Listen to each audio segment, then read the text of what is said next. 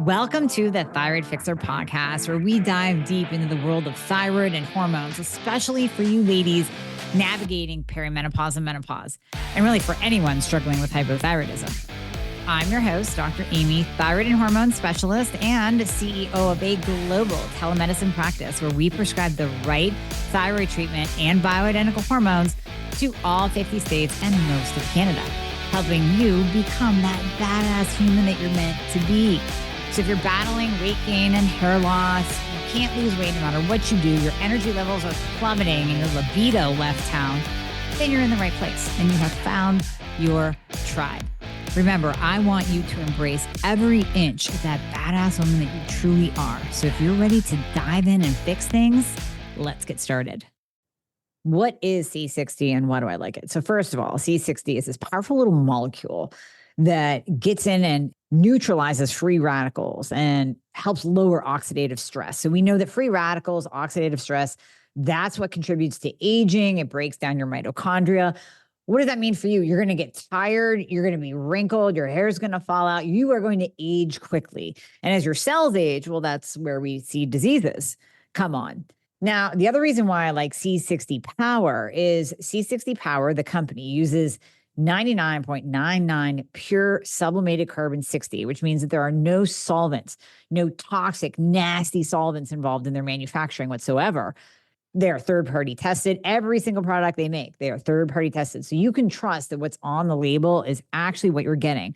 Unfortunately, there are many companies out there that produce C60 and they make it with a pretty toxic solvent. So what they'll do is they'll use sunflower oil, which causes inflammation. And then they use this bake-off method, which 95% of the C60 companies out there get their raw C60 from the same place. And that group uses methylbenzene, which is also known as toluene, which is a very toxic industrial chemical in the manufacturing process. And then they bake it off. Do you really want that in your body? Not at all. So that's why I get my C60 from C60 Power. I take it daily, just a teaspoon in my coffee, and I know that it is keeping down massive amounts of inflammation. Headed into cold and flu season, that becomes a staple. Anytime I'm inflamed, I up my dose of C60. I'll take it a couple times a day. If I'm traveling, I'll take the gummies with me, because that helps my immune system. We know what's on a plane. In addition to the radiation that's on the plane, it provides cellular protection from basically all those bombardments that's in our environment, from toxins to radiation to viruses. C60 comes in and just hugs your cells and protects your cells and takes down that inflammation. Also, ladies, it helps with hair growth. Now, I will give this ad nauseum to any patient that suffers with hair thinning or hair loss. And what C60 does in this 2009 study, it was actually shown to promote hair growth because it protects the cells around the hair follicles from that oxidative damage. So whenever we are exposed to oxidation, radiation, toxins, that affects our hair too. It affects the follicle. So you wonder why your hair is falling out. You wonder why it's breaking off. You wonder why it's thin and brittle. Add in C60 and you will notice a huge, huge difference in all of these things. Yes, I also give it to my dog, Riley, for his joints. My gosh, he's 13. He needs a little bit of extra support. My assistant gave it to her dog, new dog, within 30 days. So if you want a new brain, better energy, better hair, lowered inflammation, maybe improvement in your joints, improvement in your pets, C60 Power is like a no-brainer to add in. So what you're going to do is go to shopc60.com, shopc60.com, and you're going to use the code Dr. Amy, DRAMIE. That's going to save you 10% off anything on their site, from the gummies to all the different oils. You get to choose from MCT and avocado oil, olive oil, great for drizzling on your salads. The MCT and avocado disappears in your coffee. It's super easy. They have a cinnamon too. Addictive in the fall. I'm just saying, put it in your coffee in the fall. Oh my God. So c60power.com, you will be guaranteed to be getting the best. Use the code Dr. Amy at checkout. You have heard me talk about the benefits of microdosing GLPs. And if you haven't yet, you need to go back and listen to the episodes, especially my solo one, that I dove into what these GLPs can do in your body, all the different benefits, from brain protection, mood, Yes, of course, weight loss, lowered immunity, help with long haulers. I mean, the list keeps going on and on. Ulcerative colitis, IBD. These amazing little peptides used in the right dose can really transform your life. And yes, I mean, they came out for weight loss. Will they help with weight loss too? Absolutely, 100%. And if you do them the correct way, you won't get the side effects. The side effects will be minimal, and you will be so happy that you went down this path to up-level your health. So I partnered with the ladies at Trim Healthy Mama, and we are bringing you the opportunity to get your hands on these peptides at a very affordable price. They're coming from compounding pharmacies, prescribed by physicians. We got you covered there. You're going to go to joinkiora.com/Dr. Amy. Now, let me spell that for you. joinkiora.com/DRAMIE. That's going to give you all the information you need to sign up, get your hands on these GLPs, and start using them to make a huge, huge difference in your life. Dr. Gus, this is the episode that my audience has been dying for, waiting for. And it just took me a while because I wanted an expert in this, one that knew all the ins and outs, and we could discuss the pros and the cons, not just someone that would come on and be, pushing their GLP company or whatever. Here, go take this.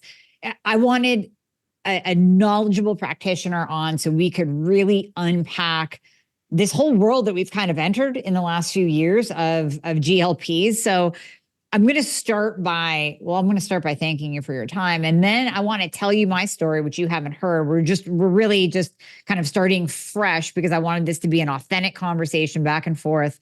And I'll kind of lead in with my story/experience and then really start going down that rabbit hole. Sounds great. Cool. Well, thank you. All right. So, Dr. Gus, these GLPs came out many years ago. I mean, we could date back Ozempic and Trulicity. I don't even know how far back. I wasn't paying attention at the time. But when Monjaro came out, i.e. tirzepatide, that's when I started paying attention. And I had a colleague that said, I'll write you a script for it. Okay, cool. Let me try it. I want to be a guinea pig. I want to try things on myself so that I can then report back to my patients and my audience.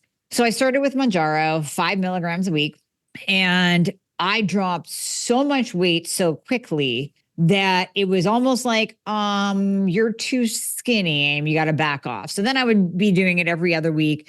And I swear the exact time, it was within 2 weeks of someone sending me the article that Peter Attia put out saying, you know what? Turns out like 40% of that weight that you lose is lean muscle. And I'm reading this. I'm like, no, that's not the case. And I kid you not, I'm starting to see this lack of muscle tone. I'm starting to see my mother's arms.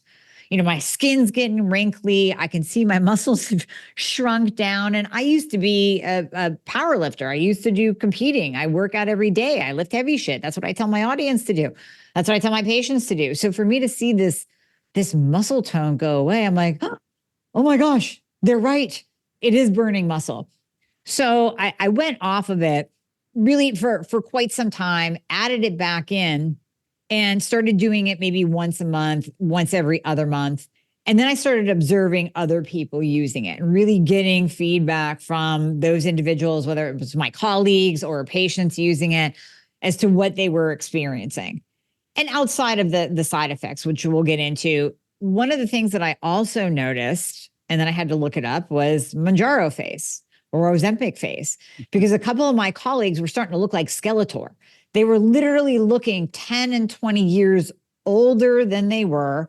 I could obviously see the loss of muscle mass. They lost their butt, but their face was so drawn and so sickly looking. I'm like, we need to get a hold of this and do this the right way or not do it at all. So in general, my opinion, when I talk about it online, is GLPs are fan-freaking-tastic for those with type 2 diabetes, for those really battling obesity. And I'm even okay with using them when, let's say, I'm working with an individual and we're optimizing their thyroid, we're optimizing their hormones. Man, we have checked every box and they're still not losing weight. Okay, let's add this in, maybe even microdosing, which we'll talk about today. So I'm okay with it, but I'm not okay with it being what I lovingly call the Beverly Hills soccer mom drug of choice for weight loss, all these women needing to lose 10 pounds going on a GLP. So let's unpack all of that today. And I don't know where you want to start based on that story. I'll hand it over to you, but I just want to talk about it all. So my first question for you is, when you started on Monjaro, did you need to lose fat? Did you feel like you had some extra that needed to go? I was probably like a Beverly Hills soccer mom, and then I wanted to lose, the extra 10 pounds. And I just wanted to see, what does this do? How does this affect my body? What's all the hype? Yeah. So for your situation, someone who already lifts weights and is probably metabolically healthy, and clearly you're going to be hormonally balanced, right? with what you talk about every day. 5 milligrams was just a monster dose. I mean, you crushed your system with that dose. Yeah, right. So first and foremost, so we'll at some point we'll get into the variable dosing that can be applied, because actually the 10-pound person who probably also has some inflammation and other factors could benefit enormously from a GLP-1 at a subtherapeutic dose. Okay. Right? Mm-hmm. And then you will have individuals who have obesity and diabetes who might need monster doses to get this, this ship turned in a different direction. Yeah. Now, they also, if you look at what's known about GLP-1 receptors and what happens inside tissues and cells when they're activated by a drug like these that are GLP-1 agonists, glucagon-like peptide 1, there is no direct catabolic effect on muscle. There is an anabolic effect on bone, some mild but subtle, right? Okay. There isn't a catabolic effect. When you take a big dose of this stuff, you can't eat much food. I think you probably experienced that to some extent. Right. When you stop eating a lot of food, your body turns on its catabolic program. Its catabolic program is to lose both fat and muscle. We've always known that, right? That's the pitfall of weight loss, is that from an ancestral perspective, it's the survival time. All right, we can afford to waste a little muscle so we can preserve some fat. The nervous system is just trying to figure out how to survive. Right. And so more than likely, if we don't do anything extra special and all we do is drop our food intake, we're going to lose some percent of muscle along with fat. If you're 400 pounds, that's okay, because 400-pound people are incredibly strong. They can walk around with 200-pound weight vests on their bodies all day long, right? Mm-hmm. It's not healthy, but nonetheless, they have lean mass they can burn. Mm-hmm. You didn't have lean mass that you want to burn. When most people I work with don't have lean mass they want to burn. So there's nothing about the peptide that causes muscle. Nothing at all, right? Okay. It has everything to do with what signals did you send your body complementary to the peptide. And we're going to make this very clear, because it's not a hard formula to get your mind around. And if you follow the formula, you can, again, if you're 400 pounds, you can lose some lean mass. That's fine. But if most of the people I'm treating aren't in that category, it could be anywhere. It could be the 10-pounder. It could be the 40-pounder, right? Either way, you can actually build muscle while you're dropping fat if you use the right approach. And it's all about your body receiving signals and responding to those signals. If you don't have food to eat, your body is going to go into a catabolic mode. There are actually good benefits to that. We increase autophagy. We improve for a brief period of time until we're truly in peril from lack of food. We actually increase robustness of our hormones, right? So that's why fasting has all of these potential longevity benefits periodically. And putting the body under nutritional stress results in a lot of cleanup, a lot of good things. Right. But generally speaking, if we're not eating enough, then we get into what are we eating, right? Protein. So if you're not going to eat a lot of food, what you eat better be protein. Yeah. Right. That is your essential macronutrient, right? So your nervous system is sensing what you're eating. It's always sensing what you're eating. We mistakenly believe that when we're hungry, our body is signaling us to go find calories. It's not true. Actually, it's signaling us to go find food. Food contains calories, but what else does food contain? Essential macro and micronutrients. Yeah. Essential macronutrients include essential amino acids. If we don't eat them, we're going to have a problem. They also include essential fatty acids, like omega-3 fatty acids, even omega-6 fatty acids, though most people don't have a problem there. It's not technically an essential fatty acid, but I'm putting it in the category because most people are deficient. Phospholipids, the backbones of our cell membranes, critical. But then most people also are going to have other areas where they don't have adequate levels of essential nutrients, which also include micronutrients, vitamins, and minerals, right? And so your body, your nervous system is actually seeking that more than it's seeking calories. Hunger is more about, can we maintain structure and function? We have energy systems that have reserve built into them, right? We have metabolic flexibility until we're in starvation mode. We have some amount of body fat that can be recycled. We have gluconeogenesis. We have ketones. Our bodies were exceptionally well tuned to going without energy input for a period of time and being able to perform really, really well. So we don't bonk because we didn't get some calories. We bonk because we're getting depleted in essential nutrients. Does that make sense, what I'm saying? Totally, 100%. Yeah. And I'm with you on the protein. I tell people that they better eat protein like it's their second job. And Yes. I thought I was doing so, but I don't think I was getting in all of the things that you're talking about right now, like the phospholipids and the minerals and the micronutrients. Yes.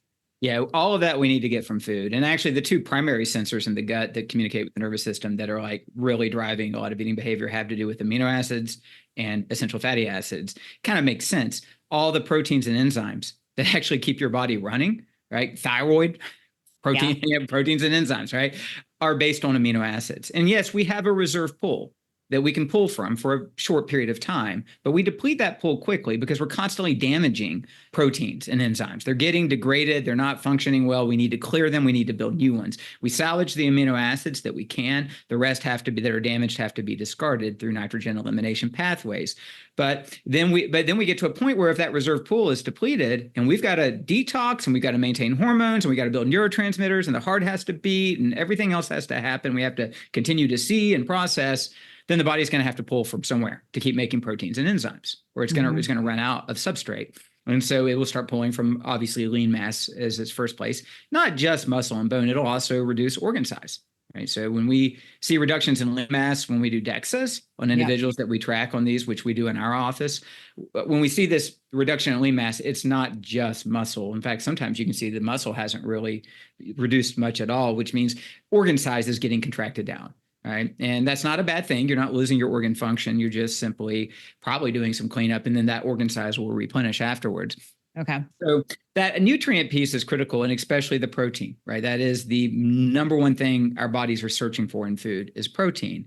So in your particular case, you know this, you probably tried to apply it, but you were probably protein insufficient because our formula, which we'll visit a number of times, basically, if you're calorie restricted, but you have all the essential nutrients you need, including protein, and you're putting a stimulus on your muscles, weight training, right, you will not lose lean mass. You will not, right? Because that's a kind of a mixed set of signals. It's like throwing a curveball to our ancestral genetics that we don't have food, but we actually have all the nutrients that we were seeking from food. But it just goes ahead and does what it does, which is use the nutrients and then pulls from its own source of calories. Our hydrocarbons for energy that we combust in our mitochondria with oxygen come from fat and carbohydrates and to some extent protein. And our bodies just pull from that, right? And it'll just go ahead and start using our own source of carbon as long as it has the nutrients. And then it would still, if you're not training, it would still reduce your muscle if there's not a stimulus, because it's just trained to do that. Right? That is default system programming.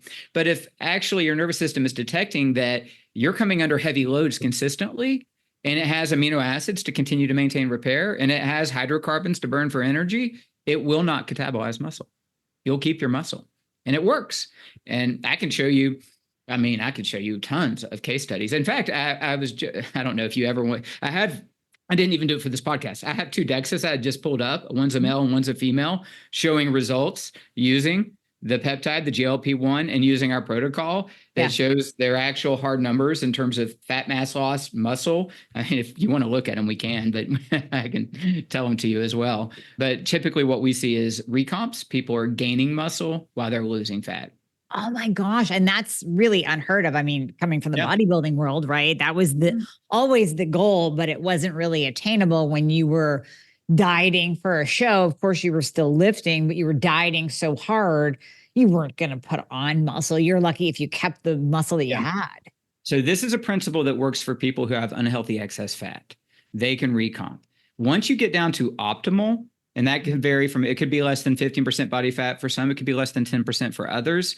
Recomping becomes very hard to accomplish. So it's true for the bodybuilder community, right? But what I have found in just running little experiments on myself and others, just playing around with these concepts, is that probably down to about 10% body fat, you can still do some degree of recomping, like lose fat while you add muscle. Once you get under the single digits body fat, that's not going to happen for you any longer. You have to choose a direction. We're either going to add or we're going to subtract. You have to choose your direction. But like, I mean, I can show you these examples, but you know, one of them is the guy, I think he's got 20 pounds of fat loss. He's got 10 pounds of muscle gain. I've got an individual in his early 40s who lost over 30 pounds of fat and added over 20 pounds of lean mass at the same time. Whoa. He went from a 32% body fat to like a 10.7% body fat.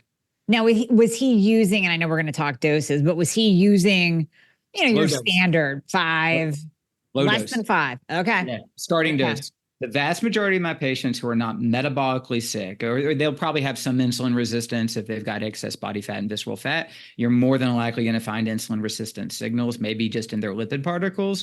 They may not have a high insulin yet. They may not have blood glucose dysregulation, but they have insulin resistance. But unless they really are at a point of insulin resistance where you have very high insulin levels and blood glucose dysregulation, rarely do we progress beyond the starting dose for these individuals. And then people who have more fat to lose, possibly diabetes or significant enough prediabetes, or are just really challenged with controlling their eating behavior, really challenged. Those where we might have to use higher doses, but I'm looking at that as a system reset. As soon as insulin is down, blood glucose is regulated, and they have used not just the peptide, but optimizing nutrient availability to their body, optimizing protein, mindfulness tactics, so that they now are re-empowered over their hunger and they can now exert a control over that. We're backing them right back down to the starting doses, because then we're not getting into the side effect issues. Right, exactly. Well, and that's what I've noticed. So to kind of continue my story, so now I am playing around with this whole concept of microdosing, which we can go into now, or we can save it. But I've started trying 1 milligram. I've tried 2.5 milligrams. I've tried 2 milligrams weekly.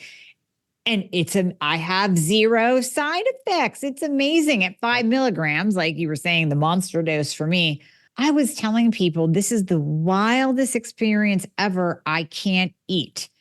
I will literally take a bite of steak and be like, all right, I'm done. I just can't do it anymore. The heartburn, I would be slamming Pepto before I went to bed. I don't care if I stopped eating 5 hours ago. I would still get acid reflux, and some kind of regurgitation would wake me up in the middle of the night.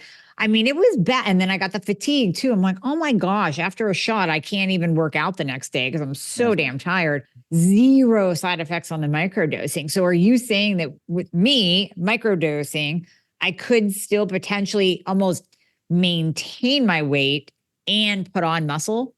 Yes, absolutely you can. Nice. Okay. Yeah. I'm loving it. And there is something to the microdosing in the healthier population, because, and I'll send you a link to a recent review article that went, and it has some really nice charts showing all the various tissues that GLP works on and what are the end organ effects. And what you'll see, of course, is it's not just like the pancreas and insulin or the gut and motility. It's the central nervous system. It's the liver. It's the heart. It's the kidneys. It's the reproductive. There are GLP receptors throughout our entire body, including in our connective tissue. And the thrust of the recent research is about immune modulation and direct modulation of T cells, downregulation of significant inflammatory factors in the body. Mm-hmm. I won't go into the whole list, but you would recognize them if I named them. And there's some bad guys that can really contribute to disease. Yeah. And so a lot of the thinking right now is that many of the other benefits we're seeing of GLP-1s, just beyond people being able to lose weight because they are not hungry, which I think is like is just one powerful benefit for a subset that really struggles with managing their eating. Right. But I don't think of it as the most powerful benefit of these peptides at all. Right. The appetite suppression is helpful and it's good and it's really powerful for certain people. But if you ask me of the health benefits, I'd be like, that's okay. But look at this. Look at what else it's doing, improve pancreatic function, kidney regeneration, heart regeneration, protecting heart, kidney, brain, reducing liver stress and fat accumulation in the liver, and substantially improving and balancing the immune system and down regulating chronic inflammatory signal and limiting apoptosis, right? It's remarkable. If you read this through this article, you'll be blown away and you'll be like, holy cow. Why aren't we all using this? Yeah. And as we age, just like thyroid function declines and obviously reproductive hormones decline and menopause go kaput for women. Just like many, growth hormone goes down with age, stem cell availability reduces with age, GLP-1 goes down with age, right? So we do all this other stuff in medicine to replace lost signal for robustness and longevity. So we have tools to improve possibly stem cell availability from the bone marrow using botanical formulations or even stem cell treatments just to improve the availability of self-regeneration. We have ways to address thyroid hormone issues, IGF-1 growth hormone issues, reproductive, like we intervene in all these areas. I'm just looking at GLP-1 as another very powerful pleomorphic, like a big effect on the body and overall human health that we can actually boost the signal at variable levels, depending on the individual and response and what their pre-existing state is, to add to longevity and reduce the risk of disease. So I'm very excited about whether it's like if you talked to me before you ran your own experiment, I would have said, don't even touch a 5 milligram Monjaro pen. Start at most at 1.25 milligrams, even maybe half of that. Be patient, keep up your workouts, keep up your protein, calorie restrict, right? Go ahead and force your body, give it a strong push into a calorie deprived state so it's forced to switch to your own energy reserve. You'll get your 10 pounds off. It might take 3-4 months, but you're going to get your 10 pounds off. But you're also going to notice that any generalized aches and pains you have in connective tissue are probably going to reduce.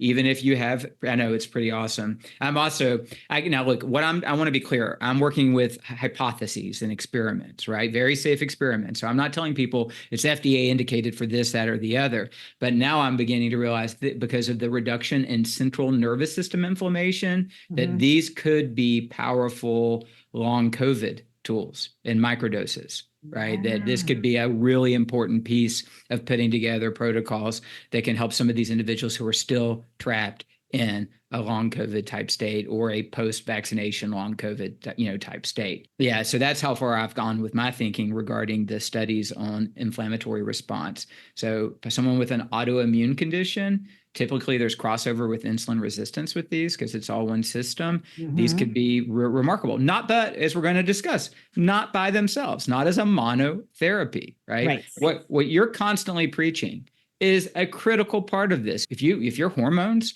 are, not at healthy levels and unbalanced, and you just start injecting a GLP-1, you're not going to get the kind of results we're talking about.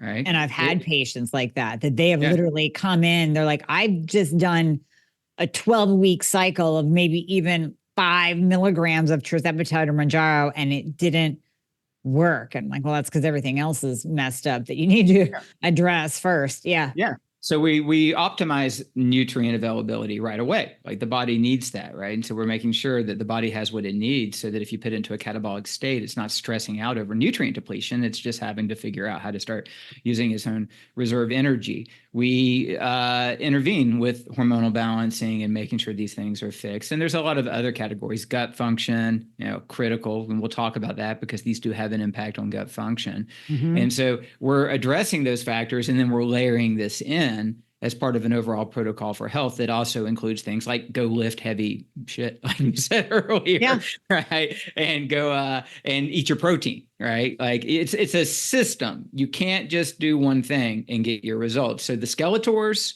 the Ozempic faces, my gut's not working, I feel exhausted. None of that has to be. All of that can be prevented. You can get the best outcomes and really minimize any of that if you just use the right approach for doing this. Now, that said, not every individual is going to respond, right? Just like anything in medicine. There's going to be a subset of people that do get just horrible reflux at microdoses and cannot use this peptide. There are going to be, they're going to be people who it just doesn't have any impact on. Maybe they don't have a deficiency in GLP-1, or maybe they don't need any boost in that particular system. So it's not like it's a miracle working thing, right? Mm-hmm. It's just a really powerful and positive therapeutic that's gotten unfairly lambasted, right? Because it's not being used it's not being used properly. The tool is not being deployed properly. Well, and I think this whole micro dosing wave that we're seeing now in a good way has been more recent. Mm-hmm. That we're hearing about micro dosing it and the impacts on inflammation. And I've even heard Alzheimer's, reduction of Alzheimer's, because that's a ding, ding, ding for me, since my mother and her father, my grandfather, on the maternal side, both passed from Alzheimer's. So I'm doing everything I can. I had the APOE4 gene. So I'm doing everything I can for prevention. You have an APOE4 variant? Yeah. I do. Yeah. So actually, I mean, just hypothesizing, if I had an APOE4, I would probably, based on the neuroprotective studies that are going on right now with GLP-1, and the results, at the very least, would be microdosing these. Mm-hmm. Ongoing. Just, I mean, as long as I maintain my weight, don't burn my muscle, and don't get Ozempic face, I'm good with that. Yeah. Yeah. Because you probably know there's many reasons why APOE4 is vulnerable. It's not a faulty gene. It's an ancestral gene that's modern environments are a mismatch for. But insulin resistance, and especially inside the central nervous system, blood glucose regulation, critical piece of what happens with people who have the APOE4 variant. Inflammation, critical. Things like homocysteine and methylation function. And then omega-3 status is absolutely critical. The DHA levels in neuronal and glial membranes is 100% critical for people with APOE4. It's critical for everybody, though. Like everything I just named is important for everybody, because regardless of APOE4, if you have insulin resistance and glucose dysregulation in your body, but also in your brain, and you have high inflammatory signal, and you have high homocysteine, and you have DHA depletion, guess what? You're at risk of dementia. Doesn't matter what APOE4 is. But GLP-1, you think about the mechanisms: improved metabolic health, reduced glucose levels, improved pancreatic function, and then down-regulating inflammatory issues. So, I mean, it makes sense that it could be very protective. Absolutely. Oh my gosh. So is there anyone, based on all these benefits, is there anyone that you would not use the GLP-1 on, even at a microdose? The only individual, and I don't think that this is an issue, but this is just really more of a don't make a big mistake and hurt somebody badly, would be if they have a family history of multiple endocrine neoplasia, which is a medical oncological syndrome. MEN is what it's called.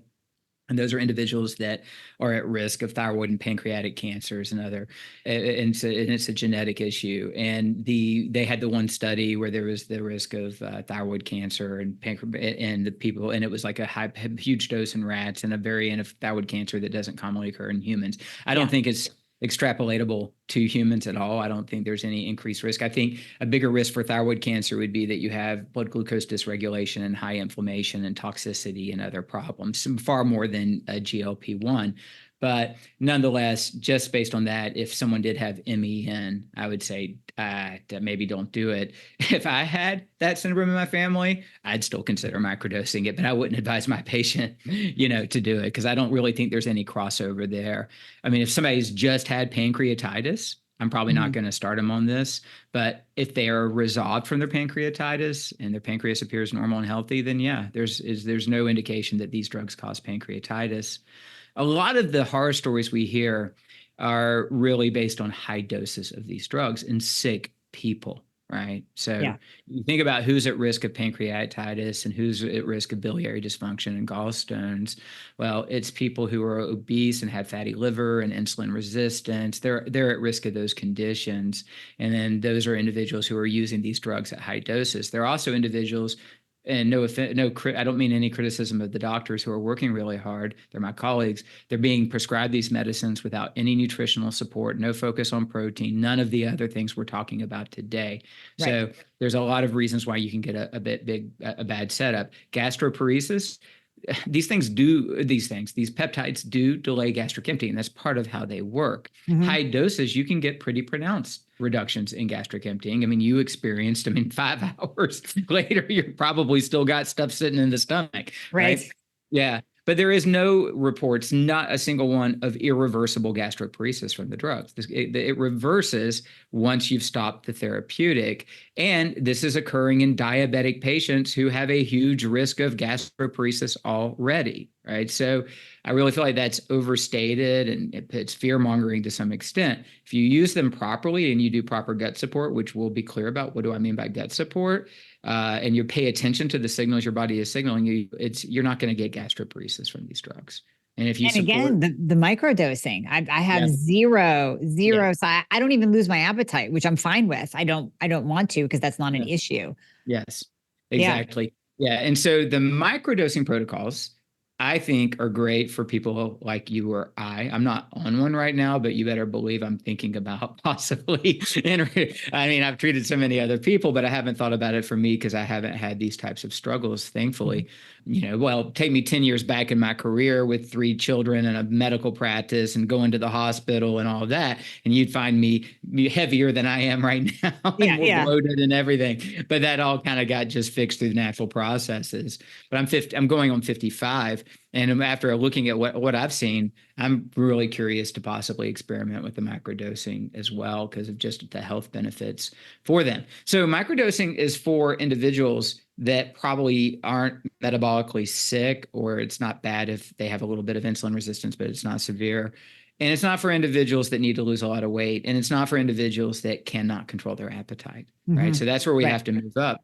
But again, I've got case studies where individuals have lost that 30 or 40 pounds, built muscle, and we have their hormones and immune markers, like their system didn't bonk and crash and blow up. It was robust and healthier at the end of the process using just the introductory dose of each one, or maybe one step up, right? I have not, with anybody except for a handful of people who have morbid obesity, lifelong morbid obesity and severe diabetes, gone to the kind of doses they're in, say, Wegovy, where you're getting that 2.4 milligram dose of Ozempic. Right? I haven't gone there with anybody except for those individuals because we don't need to. Yeah. Yeah. So when we're looking at the different GLPs, if you are picking one per se for your patient, and is there a difference in what you would choose between the semaglutide and tirzepatide? And those are the only 2 that I know of. There might be, I know there's another one, Redatrutide. That's going to come. That's not out yet as a pharmaceutical prescription, but it still is in the peptide world. How do you choose which one for each individual, or do you have a favorite? I do. But I'm also agnostic about it because they all work. The prior versions, Victoza, these others, they were daily dosing and they were also hard to tolerate. So the advantages of the newer versions is the half-life where, you once a week an injection. And that's because we produce GLP-1. Everybody remember, GLP-1 is a natural peptide. We produce it in our body. Okay. And it goes out and sends a signal through our body. It just has a very short half-life. What we're doing is boosting the signal and keeping it around a little longer. So the semaglutide was the first one for weekly dosing. So it became very popular. And then as we used it for diabetes, and it was a very good diabetic drug, we started observing the weight loss, and then it began to get studied, and its other mechanisms began to get better understood. And now we have tirzepatide, indicated for diabetes, but I think it may have gotten its obesity indication now, so meaning insurance might cover it for obesity indications. It's a GLP-1, glucagon-like peptide 1 agonist, so it's working through that mechanism, and also a gastric inhibitory peptide agonist. So there's probably an improvement in the appetite reduction piece of it, the satiety signaling piece of it.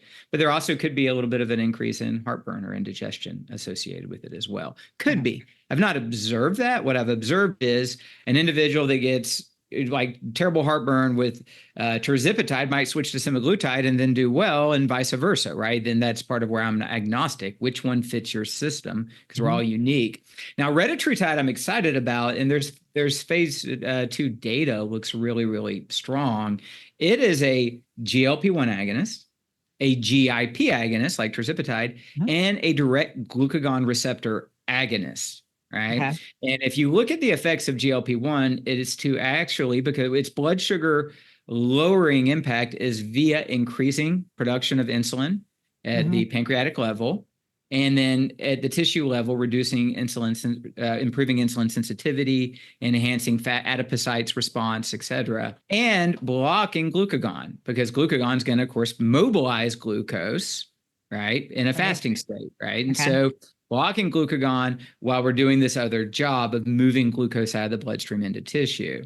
Now, that's important. We don't want to send too many mixed signals to a human body because it was brilliantly designed and crafted over a long span of time. We have to honor that. And it's infinitely complex. And we know really far, far less, than we think we do about how this thing works.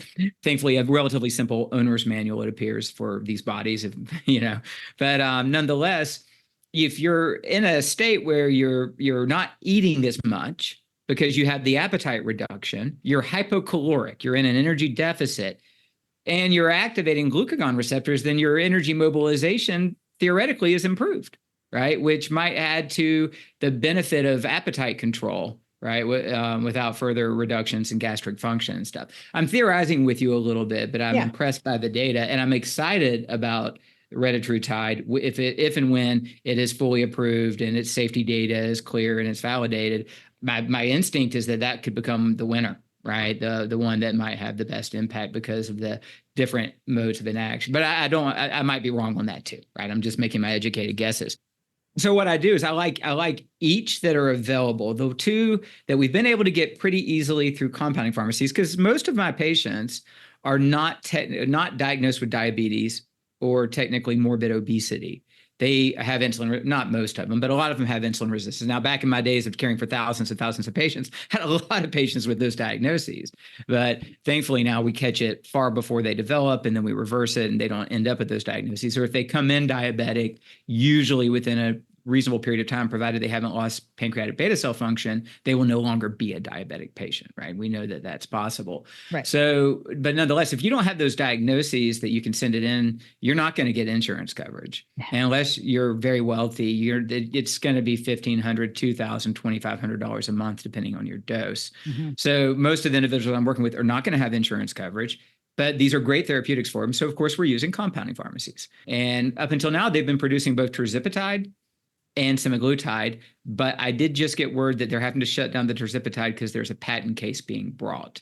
And seriously? Yes, seriously. Man, I knew it was going to happen. Yeah. I just didn't know it would happen this soon. I know. Yeah. Now, semaglutide, the pharma company does not have an exclusive patent on it. They do have the right to use the drug and deliver it in a pin-click device, but technically, they can't control availability of semaglutide through other means, right? It's the molecule itself isn't exclusively patented. Yeah. I think that's going to go to court. I think tirzepatide's going to court over. So I don't know. I'm speaking about what I don't know. My hope is that it also will come back into the same category with semaglutide. Nonetheless, more options are always better, but semaglutide is a very effective peptide. And if you're looking at microdosing, it's going to do just as well, right? Oh, nice. So what would that dose be for sema then?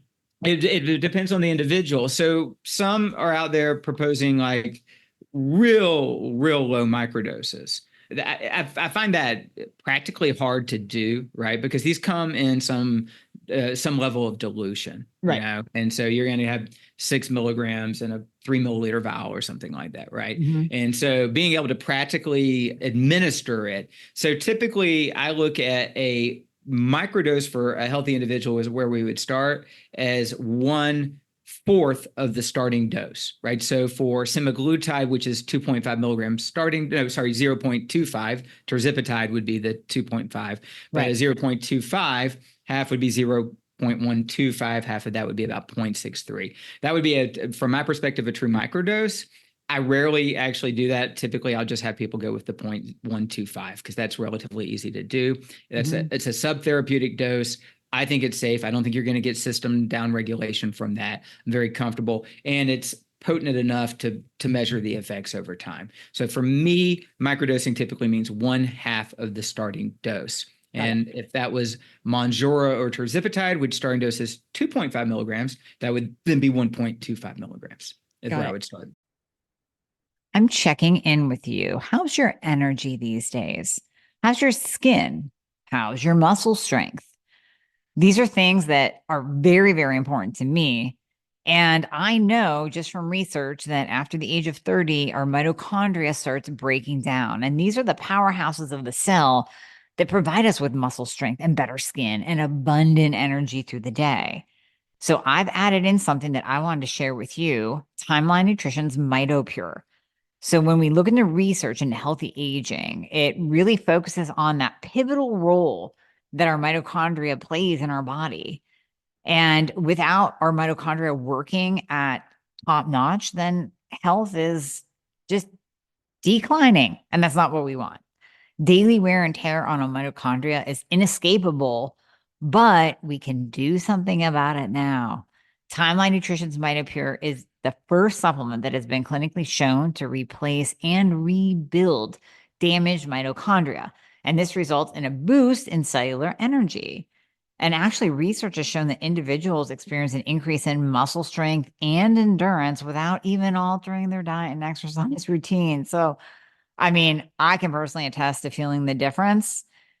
I am now going to ask you to feel the difference. So I invite you to go to timelinenutrition.com. They're giving my community 10% off of MitoPure if you use the code Dr. Amy. So you are going to go to timelinenutrition.com/Dr. Amy and use the code Dr. Amy, DRAMIE. So timelinenutrition.com/DRAMIE and use the code Dr. Amy at checkout. Here's a caution.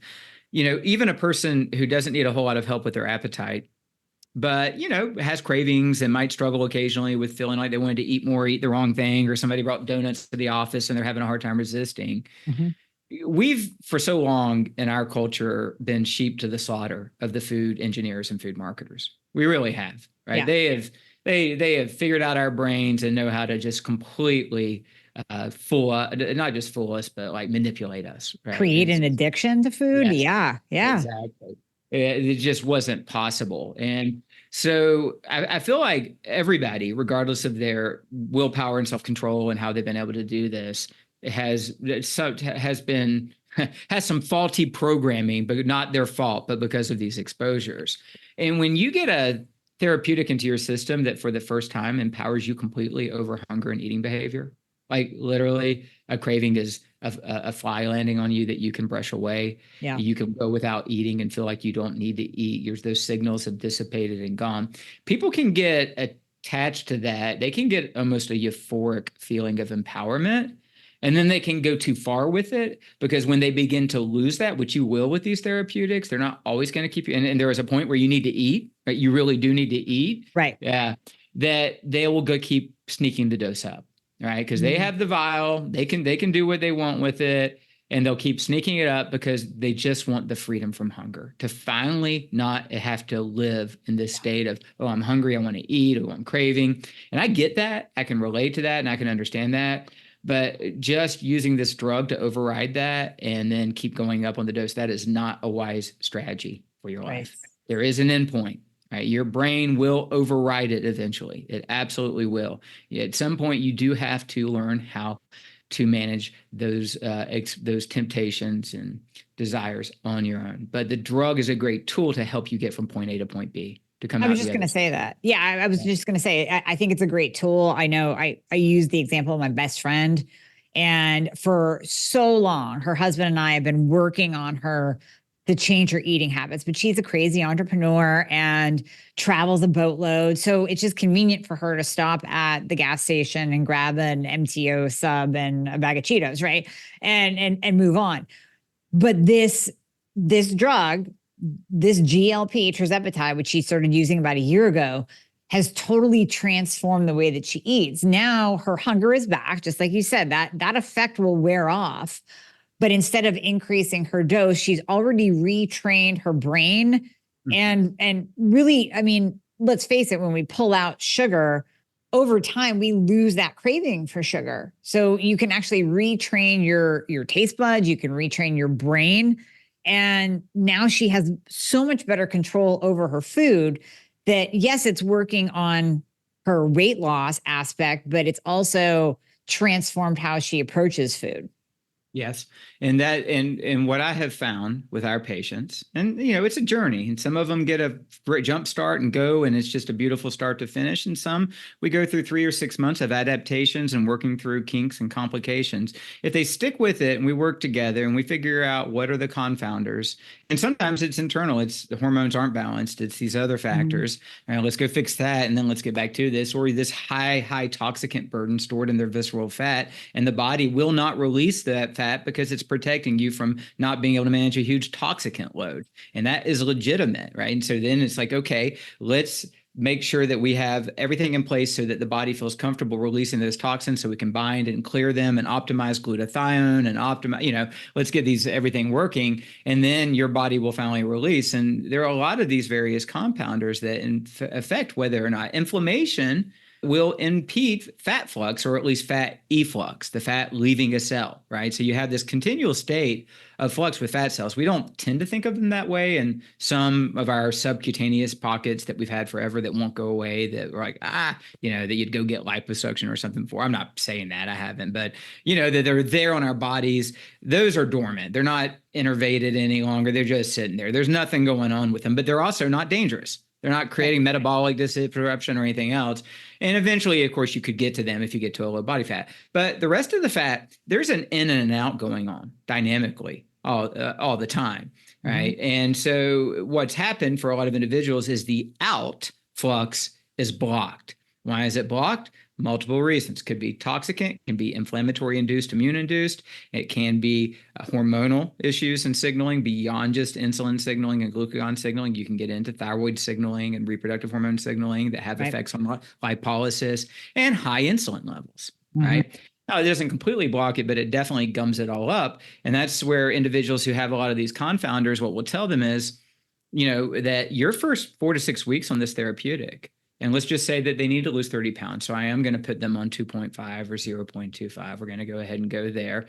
And we're going to fully support. We're going to do the full protocol that we'll make sure we've told your listeners about where we get off and all that. But the next 4 to 6 weeks, you could really struggle, right? Your body, you'll be like, why am I not losing fat? I'm doing it. I'm only, I dropped my calories we'll program a calorie deficit, and we'll program a pretty significant calorie deficit. We're trusting that the body's reserve hydrocarbons will be taken in and used and made into energy, right? That we're not going to be lacking, and we'll have all the nutrients because we're putting that into you. We're not going to go missing with those. The body will have everything that it needs. Mm-hmm. We just have to have it access to that internal storage, right? And so, for a few days, they'll do okay because they have glycogen, right? So the body can easily get to that. So they're mobilizing glycogen, and they can mobilize some fat, but then they just get stuck. And why are they getting stuck? Because the system's not letting the fat go. And then the system also can mess around with metabolic rate. It can mess around with a lot of other factors to try and maintain a stable energy balance homeostasis, while it's trying to wait and see what is the environment doing here, right? What's actually happening. Our bodies are really dynamic in that way and intelligent.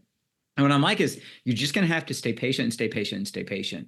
But we have to make sure these other things are not a factor, but it could be that you also are going to need the anti-inflammatory effect, the insulin levels to come down, and that's going to be 4 to 6 weeks. And then when that kicks in, suddenly that fat can start effluxing consistently. And it does every single time, whatever time it takes, whatever we might have had to figure out, there's a point to where it kicks in. And the person can almost feel it. They can almost tell you the day they woke up. It's like people who go into ketosis finally or something and be like, oh my gosh, my brain feels lit up. My energy is great. I feel less bloated. And then once we've got that working, it'll just keep going and going and going for a pretty long period of time. But because your hypothalamus with its energy balance sensor is tuned to the current version of you, which has had 40 extra pounds on it for decades, right? So it has normalized this. It has said, this is you. This is where you're supposed to be. Once you've dropped, say, 20 of those 40 pounds, it's going to put a check on the whole thing. It's going to say, wait a second, something's wrong. We just dropped 20 pounds of our reserve energy. Uh-oh. And it's going to do a survey of the system. What's going on here? Do we have nutrients? Do we have this? Da, da, da, da, da. And I tell people that's called a plateau. It's a normal part of the process.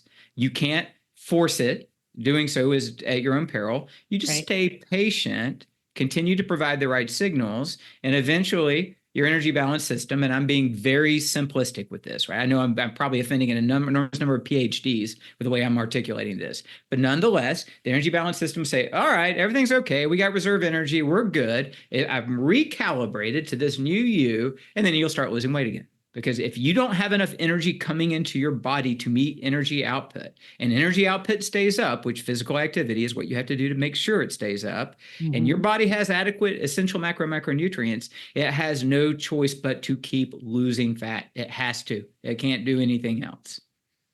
Interesting. Okay. So when people are stuck, and you clarify if I'm saying this incorrectly, when someone is on a GLP and let's take that person that reached out to me and they're like, I've been on it for a long time and no weight loss at all. Now, of course, my mind goes to, well, your thyroid's in the toilet, you have no T3, all of your hormones are tanked out. We got to bring in BHRT. So let's do this at the same time, or let's do this prior, and then you can go on the GLP. But I'm hearing it could also be just a micronutrient, mineral, phospholipid depletion that their body just doesn't have to be able to release the fat. Is that right? Okay. Absolutely, you're right. And in fact, as I begin to better understand this issue of nutrient depletion in our population, meaning food is just not as nutrient dense as it once was. That's one factor. Even if we're eating organic, people have to understand, I'm a big fan of organic, non-GMO, all of that. But in a mass market, organic does not mean nutrient dense. It does mean likely less toxic. It does mean that, which is good, which is why I almost don't buy anything that doesn't say organic on the label, because I don't want to keep poisoning myself. But it does not mean nutrient dense. A lot of the large farms that are organic, and I commend them for being there, are using monocropping standards. Their soil is not nutrient rich, right? Now, regenerative farmers, small farms, little co-ops, you can start changing that. Most of the people I work with want to support local food producers who are really doing this and giving us, and they'll try to do it, but they can't revolve their whole diet around that. And so after reviewing hundreds and hundreds of comprehensive intracellular and extracellular micronutrient panels and cell membrane phospholipid panels and blah, blah, blah, I was like, holy cow, our population is nutrient deficient and insufficient. Our children are nutrient deficient and insufficient. Hello, abnormal brain development. Hello, corrective lenses by the age of 8, 9, or 10 for such a large person. Hello, abnormal jaw and tooth development and airway issues, right? We don't have retinol in our diet, right? We don't have phospholipids. We don't have choline. We don't have essential, and it's like, no wonder, like the structure and function of our body is dependent, as we said earlier, on these things. We have to have them. They're non-negotiable. And our food no longer provides the density of them. Then we have to deal with our gut issues, because our guts have been poisoned by glyphosate and many other toxic things. And it is a gut toxin. Don't let anybody, Monsanto, tell you anything different. I've got the studies to prove it. It's in PubMed. You can find this out. It damages tight junctions. It wipes out the Bacteroidetes phyla. I mean, it's bad, right? Yeah. And most food is contaminated unless it's organic and et cetera. And so our tox panels revealed 90% of people have high glyphosate levels, right? So they're poisoning their gut and they're poisoning their mitochondria with glyphosate. So we have to get that cleared out. So what have we done to the gut? Well, we've got a intestinal dysbiosis with unbalanced and non-diverse gut biome. That's going to affect nutrient assimilation and absorption. We've got reduced digestive function, which is going to actually affect how we digest and assimilate nutrients. We've got a biofilm buildup from bad guys that's covering up our villi and so it's a multiple factor. And then finally, our body is working overtime to try and clear toxicants and oxidants and manage with less sleep and deal with radiation exposure and all of that. So our consumption of the nutrients that we build antioxidants and everything else out of is through the chain, right? Like, so we have it coming at us from all angles.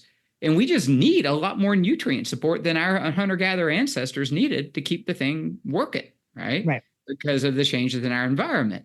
I don't want to go be a hunter-gatherer. That's a hard life, and they die young, right? So I'm not making a case. What I'd love to recover are the hunter-gatherer capacities, right? They were remarkable what they were able to accomplish.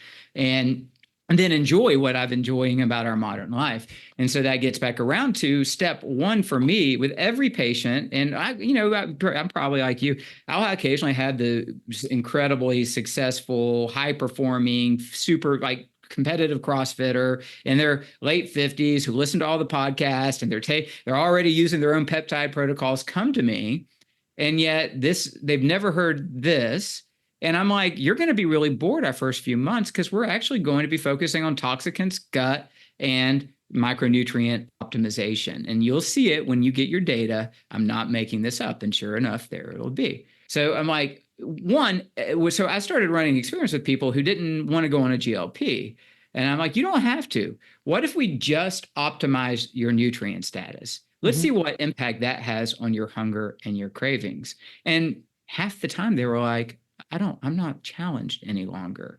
And if I do get to a point of the day where I'm like, but I'll take a dose of essential amino acids and some extra nutrients, and 20 minutes later, I'm good, right? Nice. And so it's an incredibly powerful thing for people to just fix the needed nutrient levels, essential nutrients, macro and micro of the body. And unfortunately, our standard multivitamins, which are great and good, and well, they're not sufficient. They don't contain the levels of these nutrients that are needed. Yeah, and there's no way they could. I mean, whenever you're sticking 50 different minerals and vitamins into a capsule or two, there's no way it can contain the amount that your body actually needs as a building block. Yeah, that's true. And so what I ended up creating was a regimen. I had a phospholipid complex and essential fatty acid complex, cod liver oil, and other fat soluble nutrients, so I could have a food source. I might have them taking some, liver capsules as well, just for additional nutrients from a food source. A full spectrum B complex, the current levels of B vitamins are not sufficient. I mean, that's one thing we see across the board. I could show you a case study I just presented where B1 through B12 are just all flatlined, right? And that's critical. So niacin is super common. I'll see that it's barely sufficient, often deficient. Niacin is what we make NAD out of. People are going and buying expensive NMN, which may be helping, but they're not even just fixing niacin availability first. They don't know. I'm not making fun or anything. They just don't know.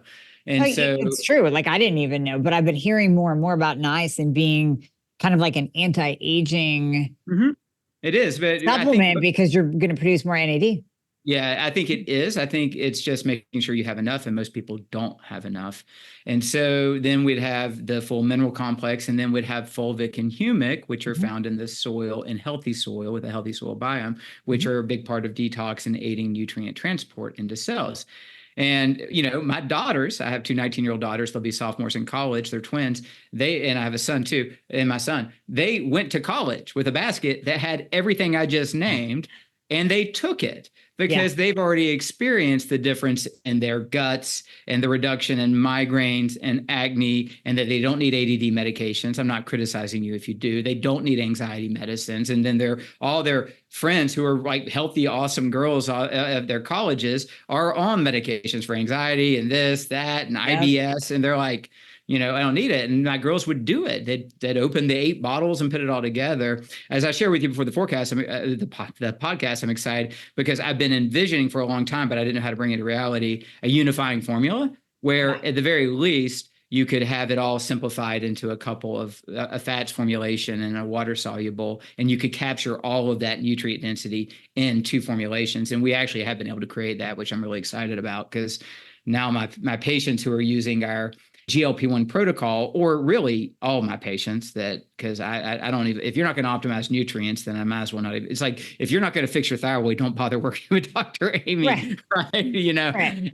From my perspective, if you're not going to be willing to optimize nutrient availability, there's no point in me going further down the road with you, because it all starts with your body having what it needs just to be healthy and normal, and I don't get any arguments about that, but it'll be for everyone. But I'm really excited because the protocol we used to substitute in nutrients for body comp was pretty heavy and aggressive. And now we'll be able to do it in a much simpler fashion where people can use the protocol. Maybe that's what I'm running on, because maybe we should just go ahead and talk about what is that protocol? Like, what is it that we do when we put someone on GLP-1 so they get the great results? Yeah, no, I mean, real quick, I want you to go into that, but I'm excited. And I want everyone to know this is not a podcast to promote a supplement. This is a conversation that Dr. Gus and I had before we jumped on, where he said, I'm actually coming out with this formulation that people can use. So I'm even thinking about again, my patients, if we're going to do the GLP, which I'm totally fine with, and I'm even more fine with it now after talking to you about microdosing and all the different benefits. Oh my gosh, autoimmune is rampant in my population. Is you got to have something on board that's going to support and help. So I'm actually super excited that you formulated something like this, not only use with your patient population, but anybody that's going to be using a GLP, or, like you said, just even your kids going off to college. Here you go. Make sure you take these. Yes. So yeah, let's get into the protocol of, if you're going to do a GLP, even microdosing, what do you need to be doing before, during, after, whatever? Yeah. And just for the audience sake, just so you remember, we're GLP-1s. These are peptides. They, in a sense, they're natural. Our bodies produce GLP-1. We're amplifying that signal. As we age or develop conditions, we lose that signal. So we're trying to restore something to the body potentially. If you have a lot of excess body fat or diabetes, you definitely have low GLP-1, and that's part of why you get a good response to this. There are a couple of options, but probably only one practically available right now, semaglutide or Ozempic. Mm-hmm. You would need a doctor to prescribe this for you. It's important to understand that, but you can get the compounded, and it's very affordable with semaglutide. If you are not needing to lose a lot of weight, just maybe a small amount or none at all, and you're really interested in it from the health and longevity standpoint, then the half of the typical starting dose is a good dose to go with and stick with. Mm-hmm. And you wouldn't necessarily need more than that. If you do need to lose a good bit of weight, or you have challenges with your eating behavior and you really need to recomp your body, then you might start there just to reduce side effects, but you can then go up to the starting doses, and you may not need to progress past those if you use what we're about to talk about in terms of the approach. Mm-hmm. And then you can also, of course, dose increase if needed to make sure that you can get there. I just wanted to kind of give a recap and make sure people are getting the theme of the practical application of this. I hope that was okay. Yeah, perfect. Yeah. So now we're going to use it. What are we going to do? Well, there's two things to think about. You've got to make sure your body has what it needs. We've been emphasizing that throughout this podcast, to function well, to do well, right? And to not lose muscle. You don't need, we already said, these are not directly catabolic to the muscle. It's the actual stopping eating that causes lean muscle mass, not loss of lean muscle. It is not the actual peptide itself doing that, right? It's the circumstances in which you deploy the peptide. So, and then the gut, we've got to take care of our gut.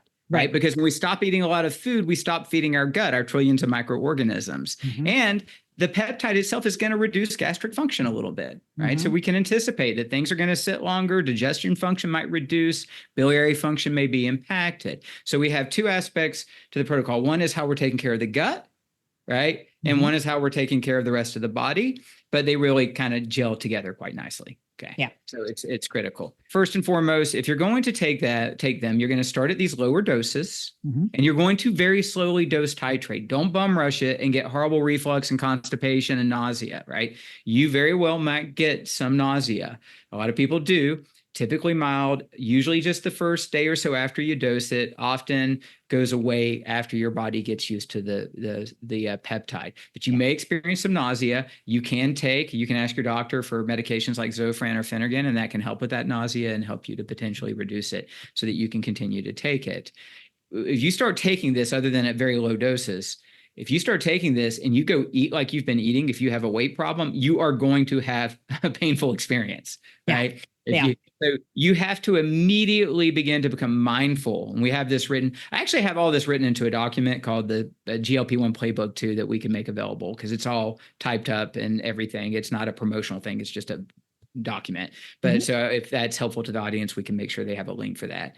But essentially, the mindfulness of eating piece: chew thoroughly, swallow slowly, gauge things. Do not just sit there and get food and pile it into your gut, because it will sit there and you will regret it. I promise you will regret it. Yes, you will. Yeah, you will. So eat slowly, right? Take time to digest and understand what you just put into your body and what it's going to do, right? So you're already going to reduce food volume, and be mindful. Also, if you already tend to have a little reflux in the evening, you're going to have to push your mealtime in the evening up a little bit earlier, right? Because what used to be 2 hours to clear the stomach now might be 3 hours or 4 hours, depending on your dose. Mm-hmm. If you drop a bomb on yourself like Dr. Amy did, it could be 5, 6, or 7 hours. Yeah. And so make sure that you're paying attention to that as well. If you get some heartburn or indigestion, it'd be perfectly fine to take some antacids or use some sodium bicarbonate, baking soda mixed in water. No big deal. Yep. Usually these side effects go away once you're accustomed to the peptide. Okay, but that's really important. For the gut, I recommend while you're doing this, I recommend it most time anyway, get some good quality digestive enzymes. And when you eat, take digestive enzymes. Yes. That will aid the process of breaking down the food and helping it to clear faster. So just go ahead and give a leg up to your system and put some digestive enzymes in. Mm-hmm. Consider the possibility, now this would be up to you and maybe your clinician, of adding some biliary support for healthy bile flow as well. And my go-to for that, there's a lot of great products out there on the marketplace. My go-to for just general maintenance of the biliary system is called TUDCA. I don't know if you're familiar with, so your audience has probably heard about it. A lot of health benefits to TUDCA. Generally, I'll recommend people if they go on the GLP-1 and maybe not forever, because if you're going to be on microdoses long-term for all the health benefits, you probably don't need to do all of this, but this is really for people who are going to go to standard doses and possibly try to lose weight and recomp their body. I would consider taking TUDCA and digestive enzymes. And then either you got to take care of your microbiome one way or another. You could either eat organic, diverse, fermented foods if you can tolerate those, and while you're on this drug, and that would be one way of doing it, or consider a very good quality probiotic, very rich in the Lactobacillus bifidobacter species. Mm-hmm. Not necessarily that you need to take all the time that you might take, pulse on, pulse off, pulse on. Just make sure you keep reseeding those good bacteria. So that's gut. Any questions about that, Dr. Amy? No, that's perfect. Okay. I agree 100%. Yeah.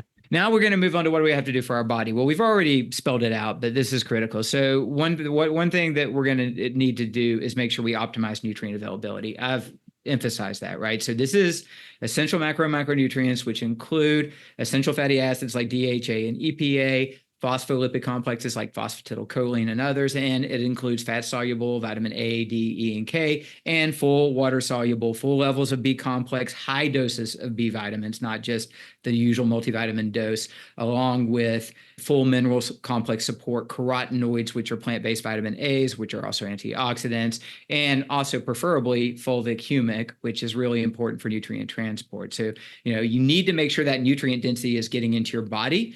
You're probably not getting it from your food already, and you're about to eat less food. So just consider using some form. Our document has our original, hey, here's what I would take if I was going to do this. Yeah. And we'll probably substitute on there that, hey, and here's our formulations we created to make it a whole lot easier. People are interested. Yeah. But anyway, and then I'm a big fan, and while people are using these peptides and all the time, of essential amino acids. Have you covered essential amino acids on this podcast before? We have done a deep dive into the essential amino acids. And I admittedly, back when I was playing with the bomb dose of Monjaro, mm-hmm. I was not doing EAAs. I was only doing protein powder that had essential aminos in it. But I since then, I have aminos in my water bottle sitting here. I do them all day long now. I do too. I take a boatload of essential amino acids. Put me on a desert island and give me only one supplement, but as much of it as I can possibly use for the rest of my life, it's essential amino acids. Yes. Right? Our body can do so much in terms of protein synthesis and maintaining the system if it just has those. So they're a big hub because it allows you to reduce your food volume, stop thinking about food, get almost 0 calories, and maintain protein levels. So we'll pick a protein. Well, let me go ahead and say, so we've been on the essential nutrients. We have to fix that part. We got to get them in. It's mm-hmm. critical. You must supplement. I can't say this, so crucial. I don't care if you use my formulation. I don't care where you get it. You must supplement if you're going to eat less food. You've got to. You won't get a great result. You'll get Ozempic face because your skin will look terrible because of nutrient depletion, right? You will lose muscle. It's so critical. All right. So I made that point. But the aminos, now that segues into this other piece, which is protein. Right? Yeah. The hub of your diet while you're doing this is protein. And ideally, and this sounds extreme, but it's important for multiple reasons, you're going to go with a high protein diet while you're not eating a lot of food, right? That can be quite challenging because of all the macronutrients to digest, protein's the most challenging one. Mm-hmm. It takes the longest, right?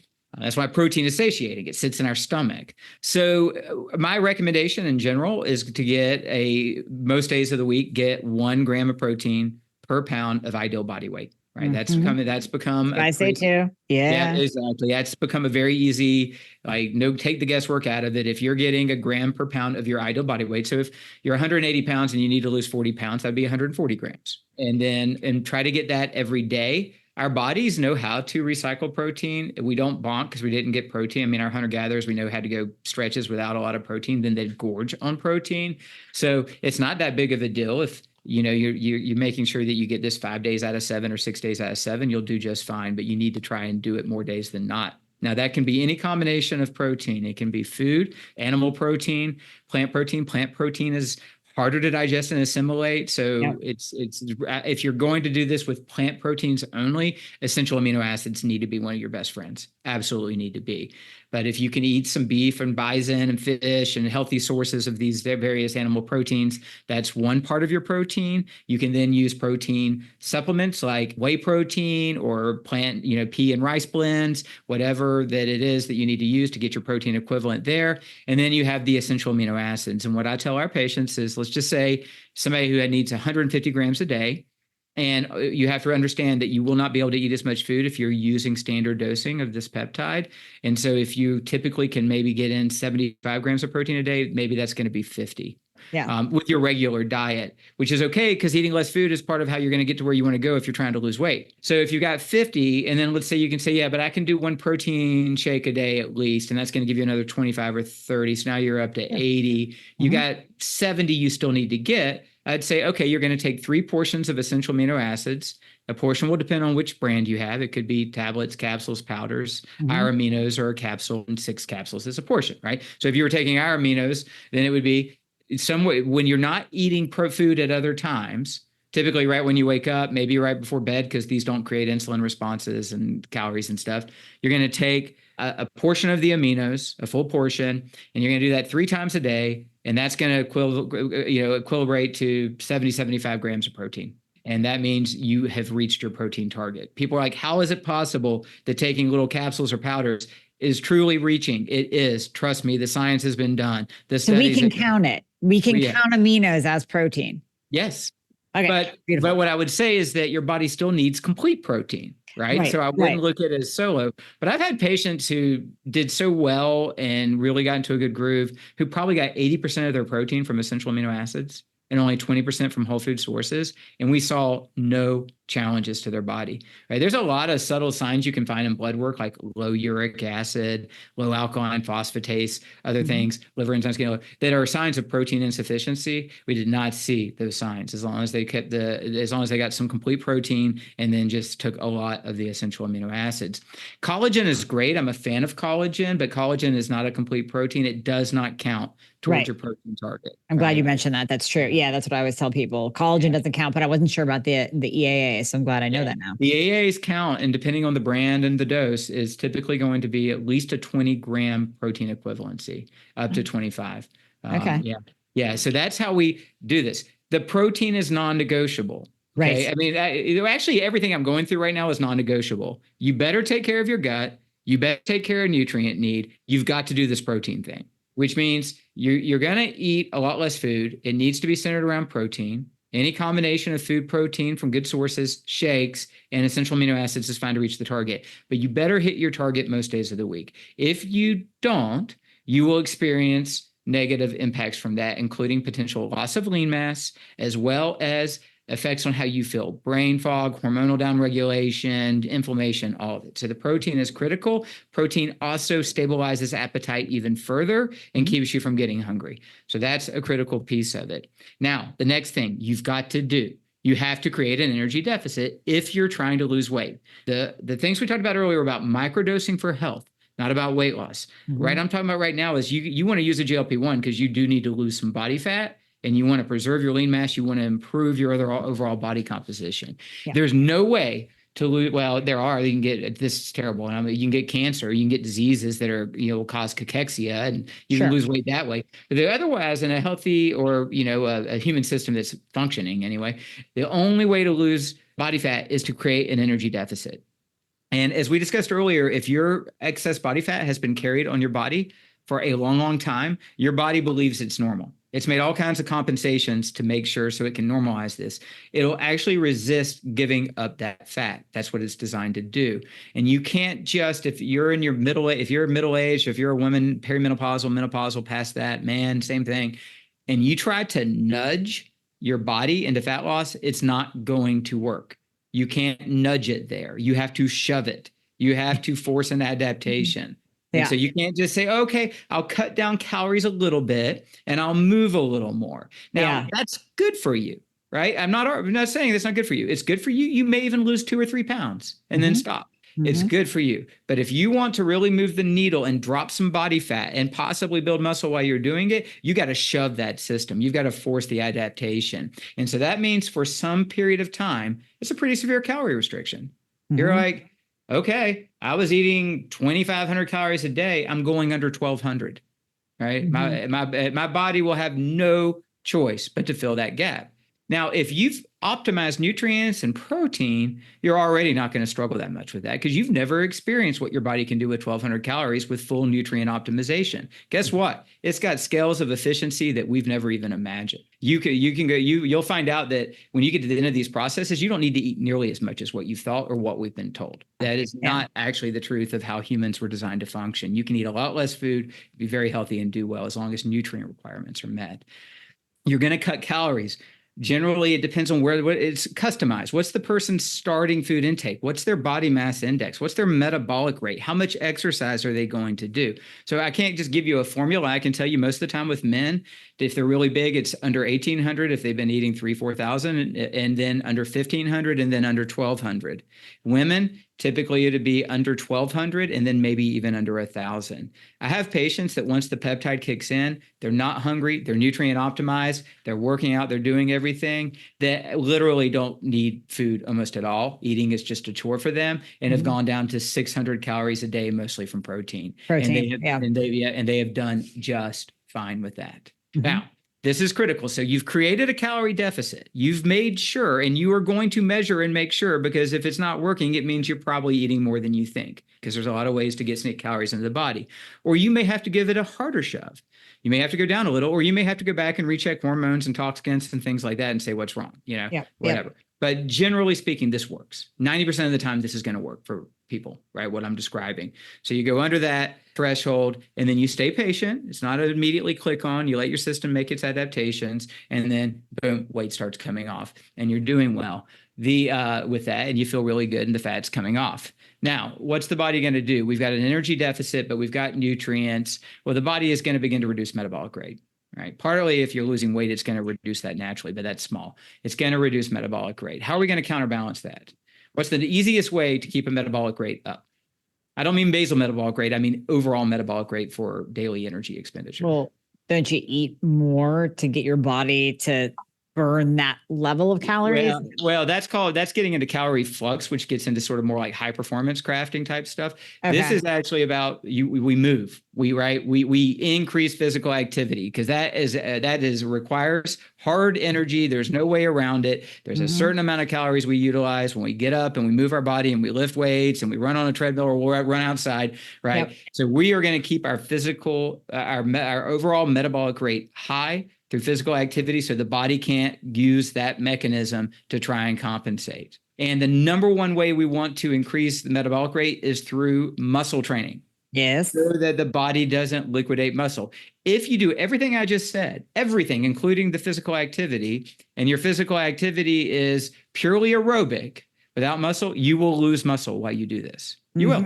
It's still going to happen. Everything else will work, but you will lose muscle. If you incorporate satisfactory levels of strength training to create the kind of stress on the muscles that tell the nervous system, these are not up for utilization right now. We need them. The environment demands that we have this strength.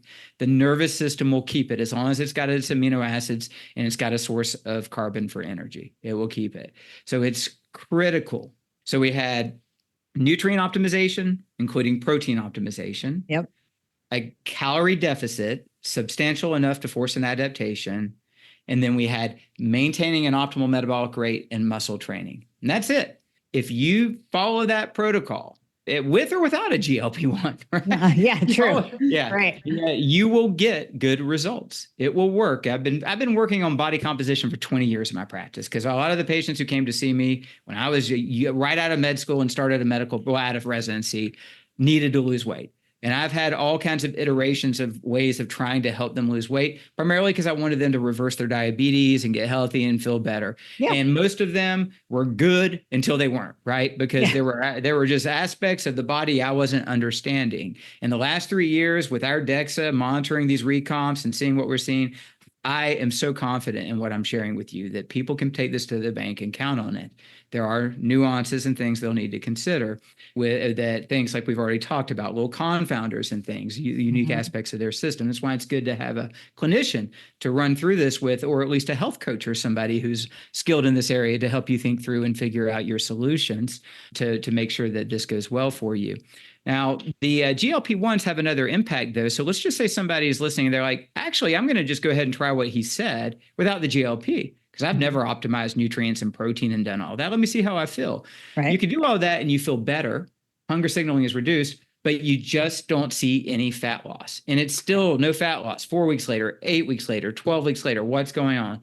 There is some mechanism going on within the central nervous system programming for your energy balance that is not allowing this to happen. Remarkably, we introduced the GLP-1, and a few weeks later, suddenly, boom, fat loss. We didn't change anything. We didn't reduce your calories further. We created no other variations. We just introduced the signal of GLP-1, and all of a sudden, weight loss happens. It could work very well for you, and then you didn't need it. But if you're stymied, the GLP-1 may be a missing signal that needs to be replenished so your body can do this. You just mic drop like one after another after another. Oh my gosh, this is so good. It's so good. It's so good. I can't even. Okay.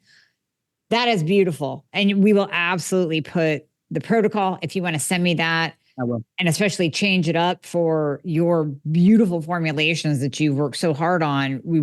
I want to use them. I want to use them with my patients as well. So put that in the handout as well. And then we're going to put the link to where they can get those formulations, because why not? If you're going to do this, let's get everything that Dr. Gus said on board so you can do this successfully and not have the Ozempic face and the muscle loss. And that's the last thing we want. We want optimal health for everyone. So, oh my gosh, Dr. Gus, this is amazing. I can't thank you enough. This is amazing. Well, you make it very easy to have a fun conversation, Dr. Amy. You're pretty good at this. So much fun. It's so much fun. So the title of this is going to be all caps, like the ultimate GLP podcast with Dr. Gus, because I mean, that's just it. You have literally covered everything. We could take all the different podcasts on GLPs and you just covered it all. So good. Yeah. Well, I did. I was able to do it because of your very skilled interviewing capabilities and the fact that you just let me go on and on and on. Yeah, it's just fun. I love it. I'm just absorbing the information. I'm thinking about it for myself, for my patients. I mean, that's what I do when I interview people. I'm always like, how can we apply this? Who can I apply this with that needs it? Yeah, 100%. 100%. So where can people find you? Obviously, I just said we'll put all the links in the show notes for everything, but where can they find you if they want to work with you?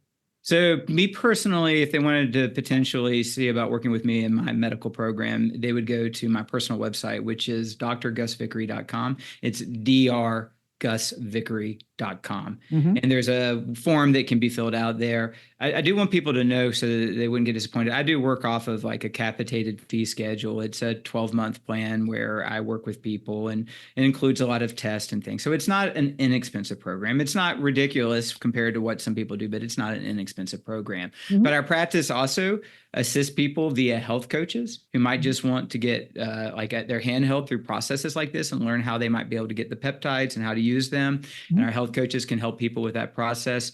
Our practice is called Authentic Health, Precision Medicine, and Family Care.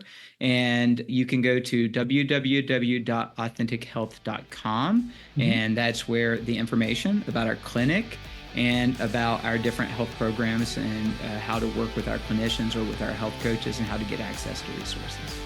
Beautiful. Thank you. Thank you so much for your time today and your deep knowledge on GLPs. This has been absolutely amazing. Thank you, Dr. Amy. It's been a real pleasure.